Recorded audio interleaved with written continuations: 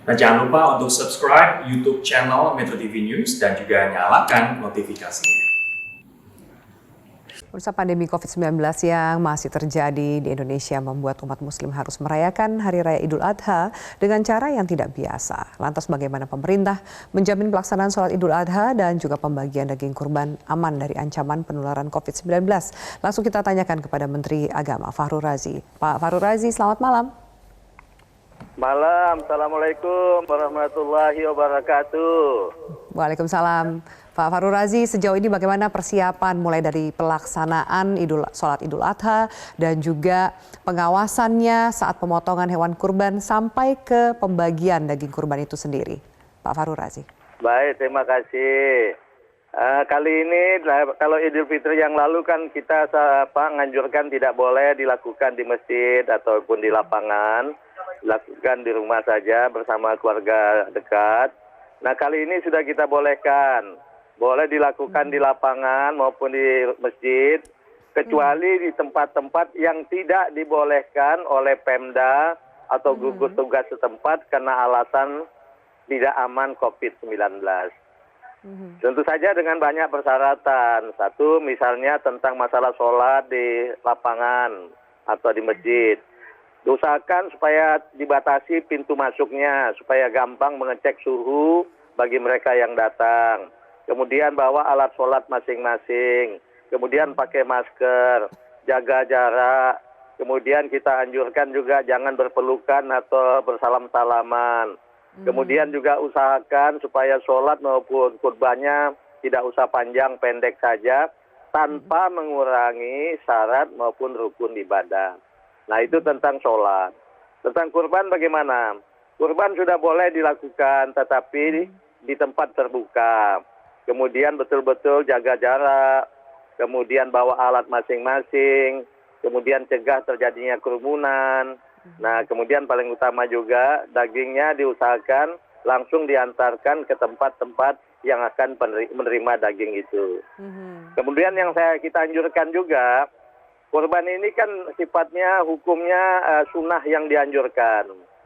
Dagingnya bisa dimakan atau diperoleh, didapatkan sendiri oleh yang melakukan kurban maupun keluarganya.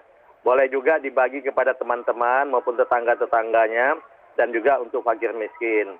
Tapi untuk kali ini kami sarankan supaya sebanyak mungkin diberikan kepada fakir miskin karena memang situasinya sedang begini. Banyak yang miskin karena terdampak COVID-19. Jadi kembali tetap lakukan seperti biasa tadi dengan protokol kesehatan yang ketat, tapi kami anjurkan supaya dagingnya sebanyak mungkin diberikan pada fakir miskin atau korban COVID. Begitu. Baik, Pak Fahrul Razi, tadi sebelum kita memulai dialog ini, Ketua Dewan Masjid Indonesia Pak Yusuf Kala mengatakan sekitar ada 800.000 masjid dalam zona hijau yang bisa melakukan sholat Idul Adha. Bagaimana dengan zona kuning dan juga zona merah? Apa himbauan dan juga jika ada yang melanggar, apa sanksi yang bisa diberikan? Begini, yang selalu pun pada saat kita bicara tentang pembukaan rumah ibadah, kita garis bawahi, kita tidak bergantung kepada zonanya kabupaten. Karena bisa saja di zona oranye misalnya di kabupaten, tetapi sebetulnya wabah itu hanya ada di ibu kota kabupaten saja. Di desa-desa atau kecamatannya tidak.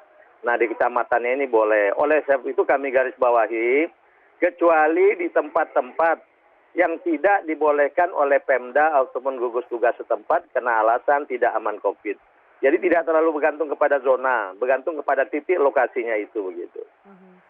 Apakah ada petugas yang langsung melakukan pengawasan ke lapangan terkait pelaksanaan Idul Adha, protokol kesehatan, termasuk penyembelihan hewan kurban sampai distribusinya, Pak Menteri?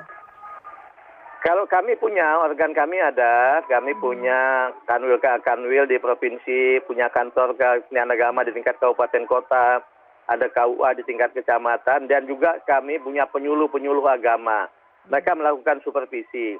Tapi tentu saja itu tidak cukup. Kami sudah pasti bekerja sama dengan Pemda setempat, dengan gugus tugas setempat, dengan kepolisian. Semua ini pada saat rapat koordinasi di tingkat Menko diundang. Kemudian sama-sama kami sampaikan apa yang kebijakannya Kementerian Agama. dan tentu saja semua teman-teman juga membackup-nya dengan baik begitu. Pak Fahrul Razi, kita harapkan semua bisa disiplin sesuai dengan peraturan, tapi bagaimana jika ternyata dengan alasan tidak tahu atau bahkan juga mungkin melanggar dengan sengaja peraturan, terutama di zona merah, ada tindakan langsung di lapangan atau ada kebijaksanaan yang lain? Ada tindakan langsung di lapangan lah. Jadi di tempat-tempat tertentu yang memang tidak boleh, kita katakan tidak boleh, polisi jaga di sana. Tidak boleh di sini.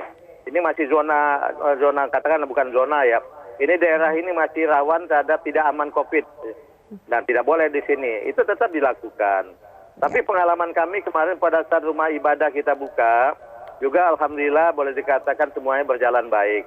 Semuanya menjaga protokol kesehatan dengan sebaik-baiknya. Karena kalau mereka yang melanggar protokol kesehatan itu, yang rugi juga mereka semua begitu ya. Ya, kita berharap besok bisa berjalan ibadah ini dengan lancar dan baik dan bisa mendapatkan berkah bagi semuanya. Terima kasih banyak atas waktu dan keterangannya, amin, ya. Menteri Agama Republik Indonesia, Bapak Fahrul Razi di Prime Time News.